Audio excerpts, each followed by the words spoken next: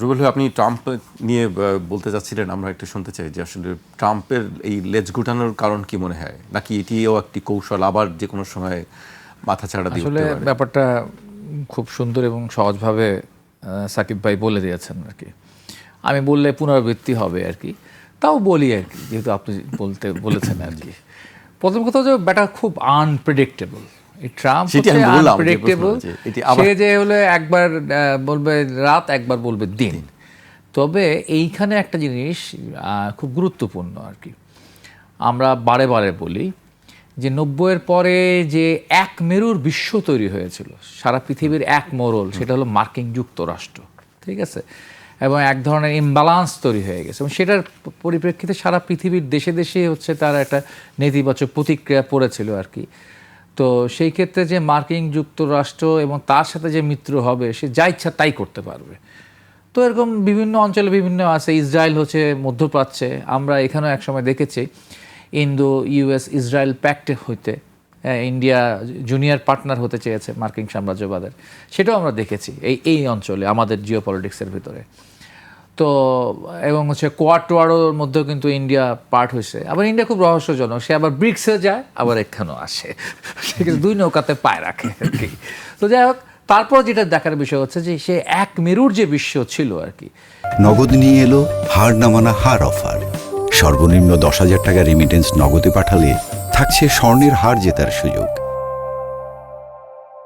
এইবারের এই ইরান হামলা, ইরান আক্রমণের মধ্য দিয়ে আমার মনে হয় সেটা হচ্ছে গিয়ে অনেকখানি দুর্বল হয়ে গেছে, ঠিক আছে? এবং দুর্বল হয়ে যাওয়ার একটা বড় দেখা প্রমাণ হচ্ছে এই যে তার লেজ গুটানো বা তার যে নতি স্বীকার করাটা। তবে তার এই নতি স্বীকারটা কতক্ষণ থাকে, আবার দেখা গেল এটা একটা করে আবার একটা শুরু করলো। তবে একটা জিনিস মাথায় রাখতে হবে যে সে তো বলছিল যে সে এই ইরানিয়ান যে সিভিলাইজেশন, এই সিভিলাইজেশন সে শেষ করে দেবে, পাথরের যুগে পাঠায় দিবে সে। জি, তো কোথায় গেল? প্রথম হুঙ্কার দিছিল রেজিম চেঞ্জ, কোথায় রেজিম চেঞ্জ? কোনো রেজিম চেঞ্জ হইলো না। আবার বলে civilisation, end of the civilisation, কত বড় কথা, হ্যাঁ, কত সাংঘাতিক কথা, এইগুলা কিছুই হলো না। আর এটা না হওয়ার ক্ষেত্রে যেটা হচ্ছে যে, যদিও এখানে একটু দ্বিমত পোষণ করছে যে ফান্ডের ব্যাপারটা, কিন্তু তাদের আসলে অর্থনৈতিক ক্রাইসিসটা হচ্ছে আগের যে কোনো সময়ের চেয়ে আরও বেড়েছে। কিন্তু বাড়লেও আমাদের একটা জিনিস একটু মাথায় রাখতে হবে, এটা হচ্ছে আমেরিকার পৃথিবীর বিভিন্ন দেশে যে সে সেনা ঘাঁটি করে, বিভিন্ন স্ট্রাকচার করে, যুদ্ধে অংশগ্রহণ করে, ইত্যাদি ইত্যাদি করে। তো দেখে তো মনে হয় যে ওদের খুব ক্ষতি হয়ে যাচ্ছে আর কি, খুব লস হয়ে যাচ্ছে। আসলে কি আমেরিকার যুদ্ধ হইলে লস হয়? আমেরিকার কখনোই লস হয় না। এখানে ওয়ার ইন্ডাস্ট্রির একটা বড় খেলা আছে, ওয়ার ইন্ডাস্ট্রির খেলা, যেটা আমেরিকার ইকোনমির 35% কন্ট্রিবিউট করে। যুদ্ধ যদি পৃথিবীতে না থাকে তাহলে আমেরিকা ফকির হয়ে যাবে, ঠিক আছে? তার ব্যবসা, হ্যাঁ, এইটা তার হচ্ছে গুরুত্বপূর্ণ ব্যবসা। মানুষ হত্যা করা, বোমাবাজি করা, এটা তার ব্যবসা।